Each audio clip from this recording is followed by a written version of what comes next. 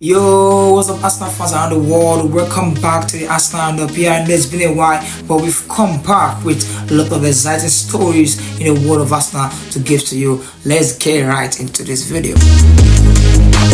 So, what's going on, guys? Of course, we had past few weeks now. It's been a case of Arsenal having this sort of different challenges. Of course, now it's been 3 red cards in how many games now? I think 10 games. So it's been a case of we having to go through major minutes of the game, one man down. I mean, 10 against 11 in most cases. So first it was Trossard, also Declan Rice, and now recently William Saliba. So guys, now this last one I will talk more on, because this last few ones of Trossard and Declan Rice situation, we've said a lot on that, and basically it's sort of situation that keeps repeating itself. You know what? We just discussed that we need consistency in this league, because when you look at a lot of things that's happening, because of the fact that, well, Arsenal is being discussed as one team that always playing victim. When things are not going their way, they feel embarrassed, they feel entitled to explanation. But in the real sense of it, we had a red card given to William Saliba for a tackle, last man, deemed to be a last man tackle, that normally should be a red card. Listen, normally it should be a red card, but because the law states that because of a last man tackle and there is an obstruction of a clear goal score opportunity, and that man that fouls the another player has to go out for a red. That was why the VAR advised the ref to check the VAR screen and see if the unfair decision can be upheld or ruled out. Of course, probably there will be a yellow card sustained, or there will be a different rule, which of course came into play as Declan Rice was awarded a red card instead. Now, the question here is, should that be a red card? Given the fact that he is not clearly the only man that could have gotten to Evan Nielsen of Bournemouth.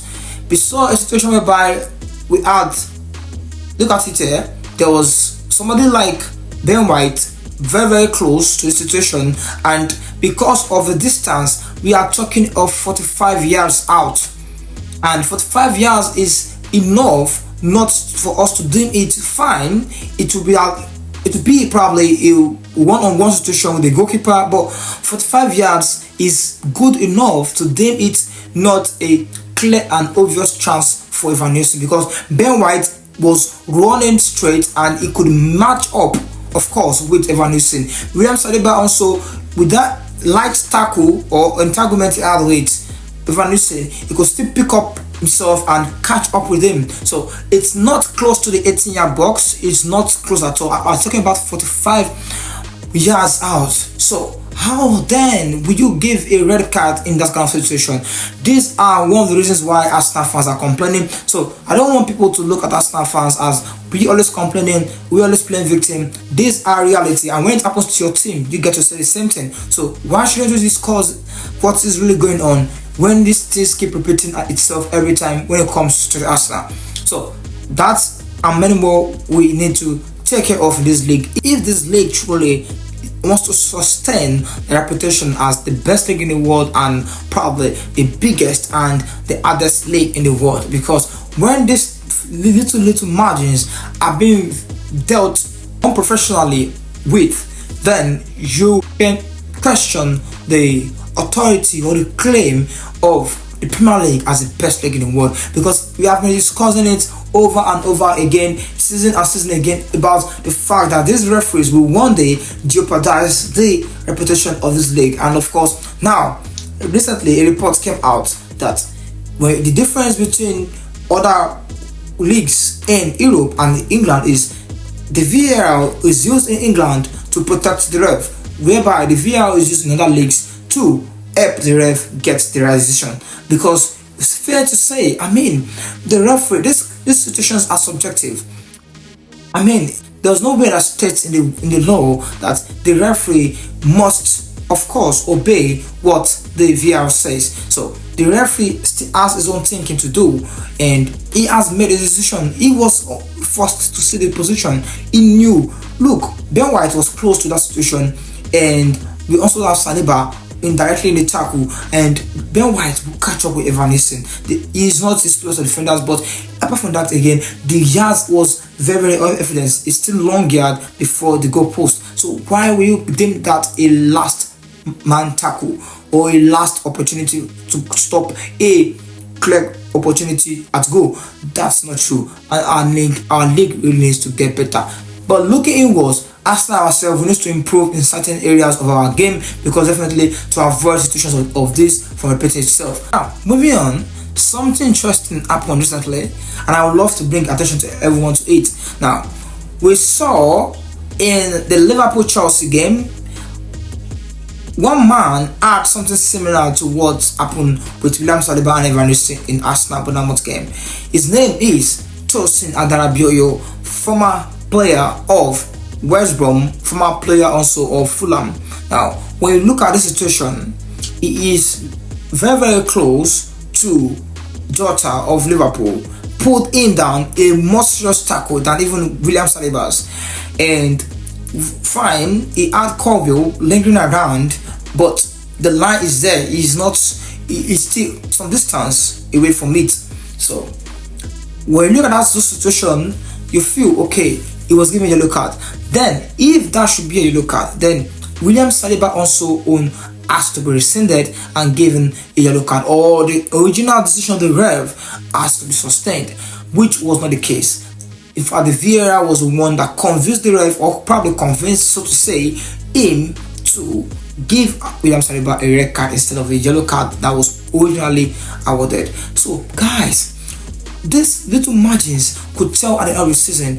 We have been talking about Arsenal bottoming the league, not us though, but many people have been criticizing Arsenal, always close to winning the league, and of course at the end of the day bottoming it, whatever I want to say, however I want to describe it. But the truth is, these little things contribute to those things. I know Arsenal also have their own shortcomings, especially own games like against Aston Villa that we lost out, and of course that didn't help. But this referee decisions also, VAR is not open.